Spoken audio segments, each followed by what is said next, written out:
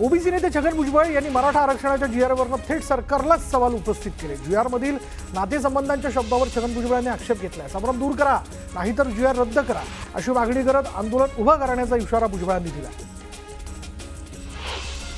शिंदे समितीनं काही लाख नोंदी शोधल्या आणि त्यात आता हैदराबाद गॅझेटचा संबंध येतोच कुठून असा सवालही भुजबळांनी केलाय। तर देशात लोकशाही आहे, जरांगेशाही येणं शक्य नाही असा टोला त्यांनी जरांगेंना लगावला।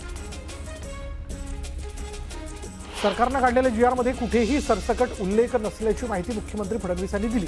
तर ओबीसी नेत्यांनी जीआर नीट वाचावा, ओबीसींवर अन्याय होऊ देणार नसल्याचाही फडणवीस म्हणाले। हैदराबाद गॅझेटियर संदर्भातील जीआरला हायकोर्टात आव्हान देण्यात आले। जीआर बेकायदा असल्याचं म्हणत रद्द करण्याची मागणी करण्यात आली आहे। तर जीआर ओबीसींवर अन्याय करणारा नसल्याचं स्पष्टीकरण मुख्यमंत्री देवेंद्र फडणवीस यांनी दिलं।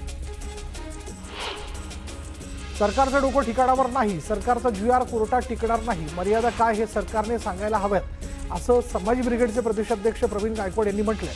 मराठ्यांना ओबीसीत टाकण्यासाठी कोणतंच सरकार तयार होणार नाही असंही गायकवाड म्हणाले। सरकारने सत्य बोलावं, ओबीसीत एवढ्या मोठ्या समाजाचा समावेश कसा होईल असा प्रश्न प्रवीण गायकवाड यांनी विचारला। मराठ्यांना न्याय मिळवण्याकरता आरक्षण हाच पर्याय नाही, सरकारने शिक्षणाचं बजेट वाढवावं, सरकारने दर्जेदार शिक्षण माफक दरात द्यावं असं गायकवाड यांनी म्हटलं।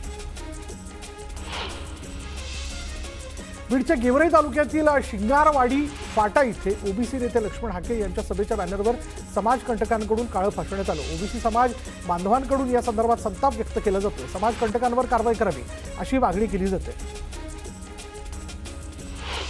मराठा समाजाच्या ओबीसीमधील समावेशाविरोधात आता ओबीसी समाज आक्रमक झालाय। ऑक्टोबर महिन्यात नागपुरात या संदर्भात मोर्चा निघणार आहे। मोर्चा संदर्भातील जनजागृती करता चंद्रपुरात ओबीसी सेवा संघांची बैठक झाली। मराठा समाजाच्या झुंडशाहीचा निकराने विरोध करण्याचा निर्धार या बैठकीत घेण्यात आला। मनोज जरांगे पाटील यांच्या आंदोलनानंतर मराठा समाजाला कुणबी जातीचं प्रमाणपत्र मिळावं यासाठी राज्य सरकारनं हैदराबाद गॅझेटियर आणि सातारा गॅझेटियरच्या आधारे काढलेल्या अधिसूचनेला आव्हान देणाऱ्या 2 जनहित याचिका उच्च न्यायालयात दाखल झालेल्या आहेत। ही अधिसूचना पूर्णपणे बेकायदा असल्यानं ती रद्द करावी अशी विनंती या याचिकांद्वारे करण्यात आली आहे। मनोज जरांगेंच्या सर्व मागण्या मान्य झालेल्या आहेत आणि त्यामुळे त्यांनी अल्टिमेटम न देता या मागण्यांची अंमलबजावणी कशी होईल यासाठी प्रयत्न करावेत असा सल्ला चंद्रकांत पाटलांनी जरांगेंना दिला। राज्यातील मराठा समाजाला कुणबीचे दाखले देण्याबाबत विरोध नाही असं आरोग्यमंत्री प्रकाश आंबेडकर यांनी म्हटलंय। याचबरोबर कोण कोणासोबत येतंय यापेक्षा आमचं संघटन मजबूत करून काम करणं हेच आमचं उद्दिष्ट आहे असं प्रकाश आंबेडकर यांनी म्हटलं। आता एक ब्रेकिंग न्यूज। शिवडी परिसरात अटल सेतूकडे जाणाऱ्या महत्त्वाच्या रस्त्यावर थरारक प्रकार समोर आला। अचानक रस्त्यावर 20 फुटांचा मोठा खड्डा पडल्यानं वाहन चालकांमध्ये भीतीचं वातावरण आहे। अपघात टाळण्यासाठी तातडीने पोलिसांनी घटनास्थळी बॅरिकेडिंग केलं।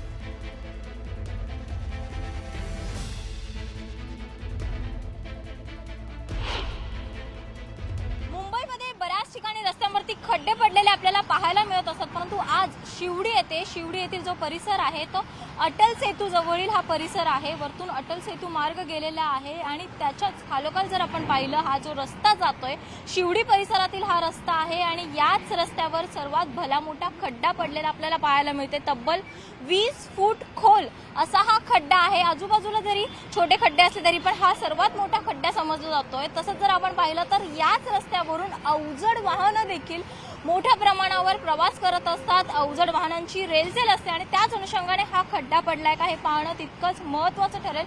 त्याच अनुषंगाने जर पाहिलं तर या ठिकाणी खड्डा पडलाय त्यामुळे जी वाहतूक आहे ती दुसऱ्या ठिकाणी डायव्हर्ट केलेली आहे। दुसऱ्या ठिकाणाहून एकाच ठिकाणी दोन्ही वाहतूक आपल्याला दोन्ही साईडच्या लेन ज्या आहेत त्या खुल्या करण्यात आलेल्या आहेत, कारण या रस्त्यावरती जरी छोटे खड्डे असले तरी पण हा सर्वात मोठा खड्डा मानला जातोय। सुरक्षिततेच्या दृष्टिकोनातून या ठिकाणी बॅरिकेडिंग देखील करण्यात आलेलं आहे। कोणताही या ठिकाणी गैरप्रकार घडू नये या अनुषंगाने हे बॅरिकेडिंग करण्यात आलेलं आहे।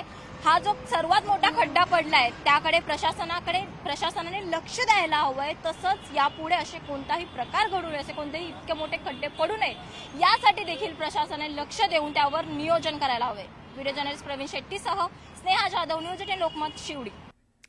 आणि आता यानंतर 36 जिल्ह्यांमधल्या इतरही बातम्या। ठाकरे बंधूंच्या भेटीनंतर शिवतीर्थवर राज ठाकरेंच्या उपस्थितीत मनसेची महत्त्वाची बैठक पार पडली। या बैठकीत मनपा निवडणुकीच्या पार्श्वभूमीवर चर्चा झाल्याची माहिती मनसे नेते बाळा नांदगावकर यांनी दिली आहे। राज ठाकरे आणि उद्धव ठाकरेंची युतीवर चर्चा सुरू आहे. दोन्ही भाऊ मनानं एकत्र आल्यासारखं दिसतंय, अशी प्रतिक्रिया मनसे नेते बाळा नांदगावकर यांनी दिली. उद्धव ठाकरे राज ठाकरेंच्या आईला भेटायला आलेले होते आणि असं नांदगावकर म्हणाले. बहुचर्चित कथित फोन टॅपिंग प्रकरणी कोर्टाच्या निर्णयामुळे काँग्रेस नेते नाना पटोलेंना मोठा धक्का बसला. राज्याच्या पोलीस महासंचालक रश्मी शुक्ला यांच्याविरुद्धचा नाना पटोलेंचा मानहानीचा दावा रद्द करण्यात आला. वरिष्ठ स्तर दिवाणी न्यायालयानं मानहानीचा दावा अवैध ठरवून रद्द केला.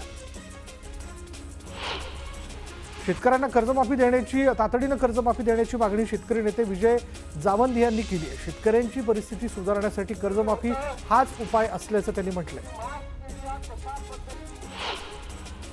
सांगलीमध्ये इलेक्ट्रिक घंटागाडीचं लोकार्पण करण्यात आलं. पालकमंत्री चंद्रकांत पाटील यांच्या हस्ते लोकार्पण करण्यात आलं. 18 महिला बचत गटातील महिलांना या योजनेमुळे रोजगार उपलब्ध झाला.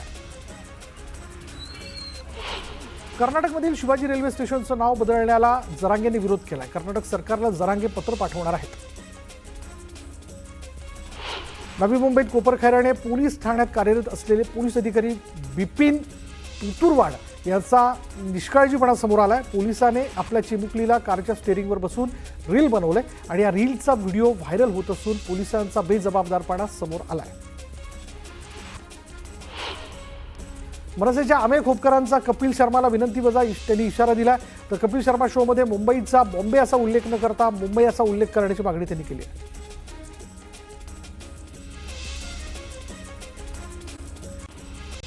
जळगावच्या यावल तहसील कार्यालयापर्यंत सातोद रस्त्यावरील शनी मंदिरापासून अखिल भारतीय महात्मा फुले समता परिषद आणि ओबीसी बांधवांकडून मोर्चा काढण्यात आला.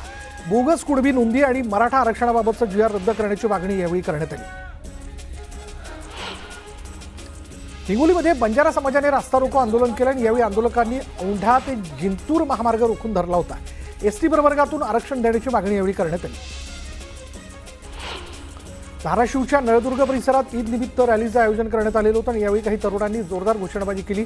दरम्यान घोषणाबाजी करणाऱ्यांवर कारवाई करण्याची मागणी करण्यात आली. कारवाईच्या मागणीसाठी नळदुर्ग शहर बंदची हाक देण्यात आली. वर्धा शहरासह ग्रामीण भागात मुसळधार पाऊस झाला. पावसामुळे नदी नाले ओसंडून वाहत आहेत. शहरातील रस्तेही जलमय झाल्यामुळे जनजीवन विस्कळीत झालं. उल्हासनगरमध्ये मुसळधार पावसामुळे 400पेक्षा जास्त घरांमध्ये पाणी शिरलं होतं आणि या नुकसान झालेल्या घरांचे पंचनामे करून त्यांना मदत मिळावी अशी मागणी रिपब्लिकन सेनेच्या पदाधिकाऱ्यांनी तहसीलदारांकडे केली. धाराशिवच्या आलूर परिसरात ढगफुटी सदृश्य पाऊस झाला आहे. पावसामुळे शेती पिकांचं मोठं नुकसान झालेलं आहे. यामुळे शेतकरी चिंतेत सापडले. सोलापूर शहरासह अक्कलकोट तालुक्यात मुसळधार पाऊस झाला. दमदार पावसामुळे शिरशी गावातील 100हून अधिक नागरिक पाण्यात अडकले आणि दरम्यान गावातील नागरिकांना सुरक्षित स्थळी हलवण्यात येणार आहे. मागील 4 दिवसांपासून चंद्रपूर जिल्ह्यातही मुसळधार पावसाच्या सरी पाहायला मिळतात. त्यामुळे वर्धा नदीला पुन्हा पूर आला. या नदीवरील पाणी धरणांचं पाणी सोडल्यानं गडचांदूर कोरपनाला जोडणारा पूलही पाण्याखाली गेला. त्यामुळे दोन्ही गावांचा संपर्क तुटला असून वाहतूक ठप्प झाली आहे.